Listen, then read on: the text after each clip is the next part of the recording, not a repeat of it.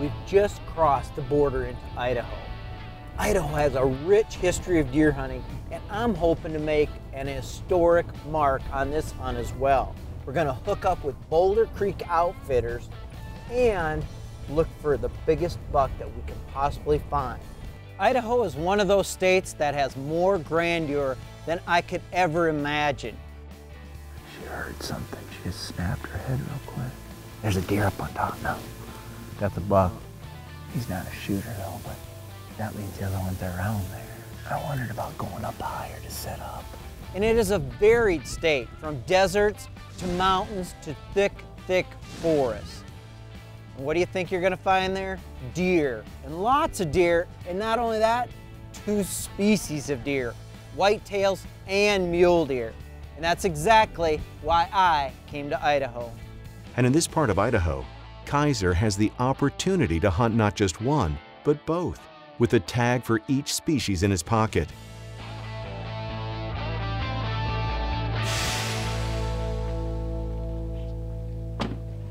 Hey, Mark. Yes, sir. Bob Fanis, Boulder Creek Outfitters. Nice to meet you. Nice to meet you. Man, it's a long drive from Wyoming to Idaho, but it's good to be here. This is cool country. Yeah, it's a lot of open country in here. Wow. The northern Rocky Mountain white-tailed deers long inhabited the Idaho Panhandle. But in recent years, as more landsmen cultivated and irrigated in the southern part of the state, the whitetails rapidly expanded into what was once exclusively mule deer territory. So what do you think tonight? Just get settled in. It's it's gonna be dark real quick here, and then we'll hit get settled tonight, and we'll hit her hard in the morning and get after them.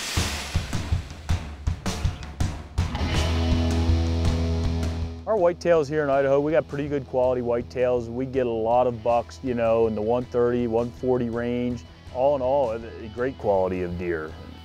2 whitetails to our left. Yeah, he's running. Idaho's always been one of the top states for mule deer, both typical and non-typical, with bucks well represented in the top 10. And in recent years, the state's whitetail have also started climbing in the records book. I expect to see quite a few deer. I expect to see quite a few whitetails and mule deer. Hopefully get one of each. If not, just give it our best too.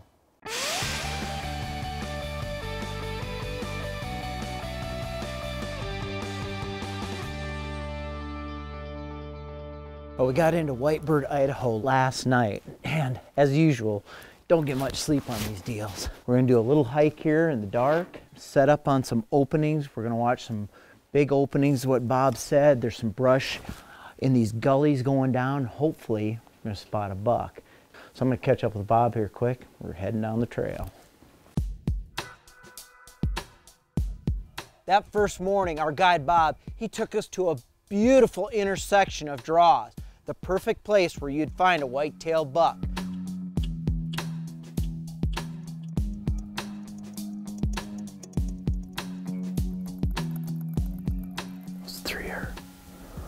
On that hill again, running around right up there.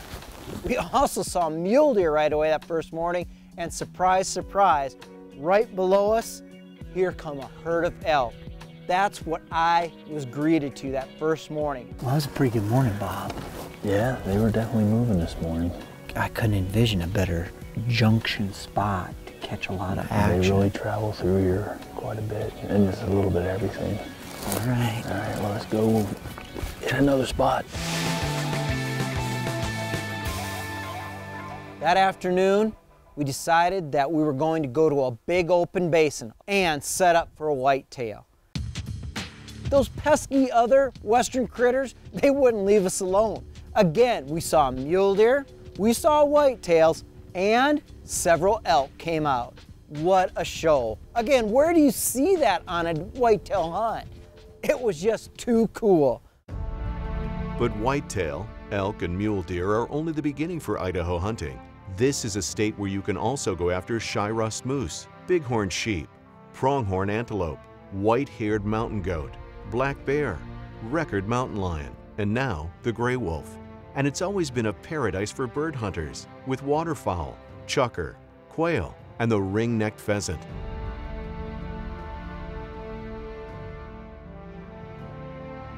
Bunch of bucks showing up there. These bucks, unlike that younger buck in the morning, they were getting my attention for 2 reasons.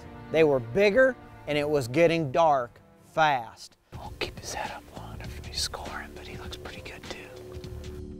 He's 5x5, nice brows. He's 322 yards. Unfortunately, he was taking his sweet old time coming down the basin. He's coming. He's coming down the hill there.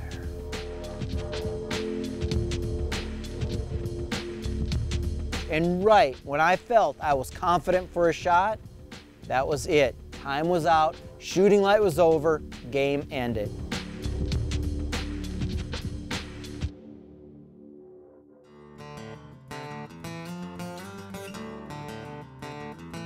It was a pretty slow morning.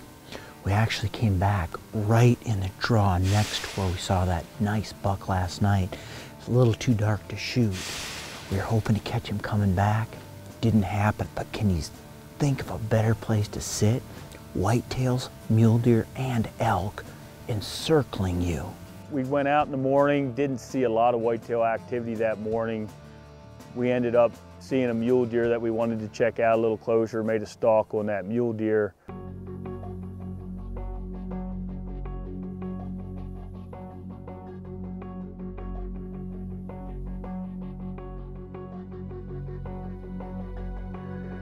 He's a 2x3 with one brow, big bladed out, point on the one side though. If we could find one with that frame with the 4 points, we'll shoot it. Yeah, he looks like he's a 3 or 4 year old deer. That was a nice looking mature mule deer, but not quite what we're looking for. Move on out of here and do a little more glass in some of these canyons. A lot of big country here. Just sooner or later, we should find the right mule deer. We're back where we saw this nice 5-point last night. Now remember, that's 5-point western count for all you guys east of the Mississippi.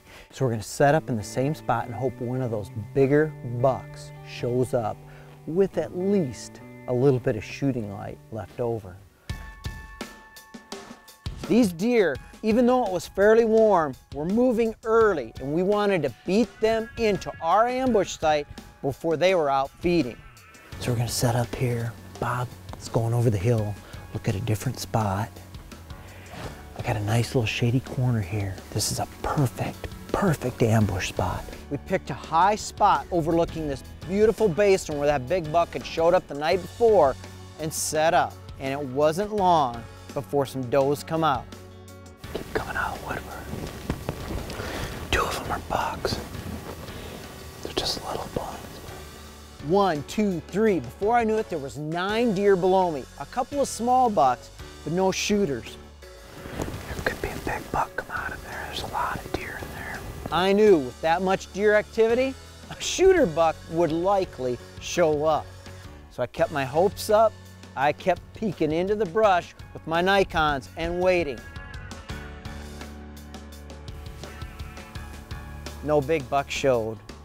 It was again one of those frustrating nights. Deer hunting's just a little bit like Las Vegas. We tossed the dice, but they didn't land like I wanted them to tonight. Back at camp, another of the guides, Scott, had found something even better for us, a big mule deer buck. Well, I had a mule deer tag in my pocket. The common origins of white-tailed and mule deer are complex.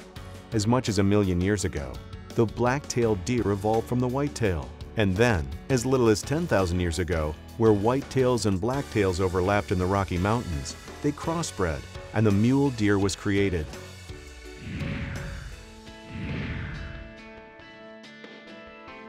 We spotted a buck right at sunrise. We lost track of him. He dropped into a gully, but we're around him, we're pretty sure. We're gonna make a big loop, get up high, see if we can spot him. Really nice buck. Scott spotted him last night for us. He was in the same spot this morning. Bob knew a shortcut to get around this buck, and we took it.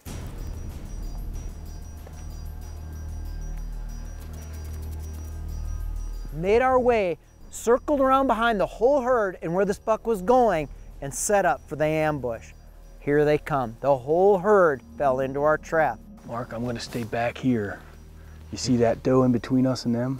Yeah, and they're just right over on that Right on the next hill. Just crawl right up to this edge of this bump. And you'll be able to get a shot coming across that way then. I'm gonna leave my backpack here, so. Okay. All right. Stay real low. She's out in the open there.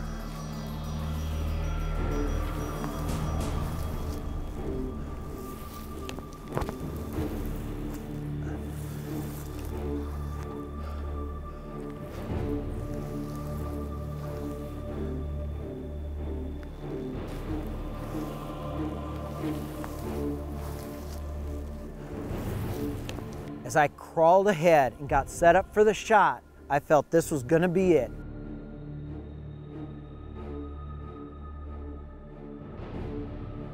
It all played out great in my mind until a few of those does, they started to leave early and cut across the hill, out of sight, out of mind, and that big buck was right on their tail.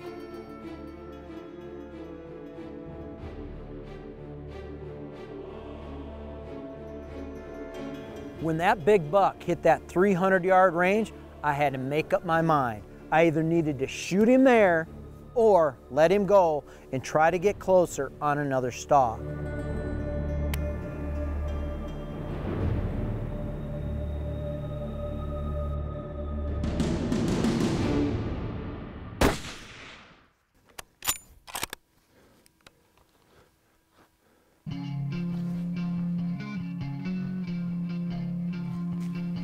That look good? That was a good shot. He ain't All right. going far with that one.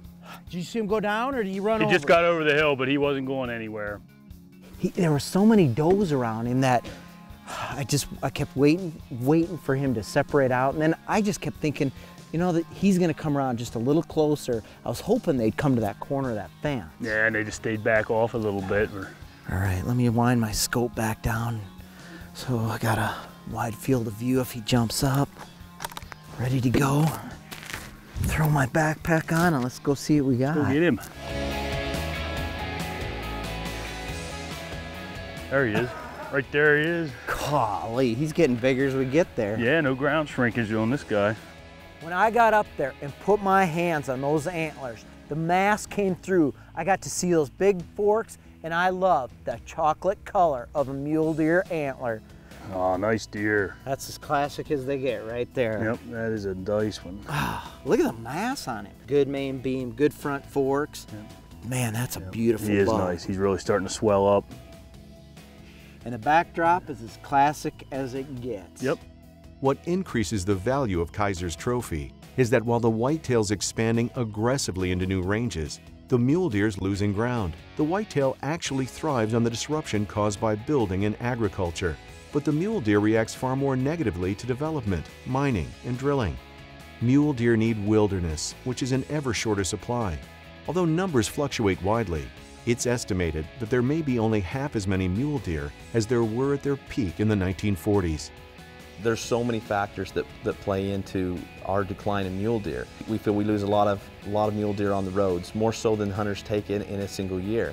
Predation is a big issue. We have more coyotes, more mountain lions and things of that nature. Urban sprawl, loss of habitat, home building on winter range, lack of winter range. Habitat. We need to restore and improve habitat that's out there. I knew that this was the buck I'd come to Idaho for. Sharing it with good friends like Bob and Scott, that made it all that much more enjoyable. Thank you, sir. You betcha. I appreciate Boulder Creek's the place to be for deer like this. All right, let's get busy. I got to tag him. We'll get a tag on him. And Tag him, bag him, drag him, pack him, whatever we do. All right. There's one thing I know for sure. If I ever get a chance, I'm coming back to Boulder Creek. Let's load him up. Kind of nice to have all this hill. Yeah, it is. Luxury. There's big bucks, beautiful country, and great folks. Yeah, this step makes it a lot easier getting in and out of the truck. It certainly does. Now you stay there. Stay there till we get to the locker plant. He's good. All right, let's go.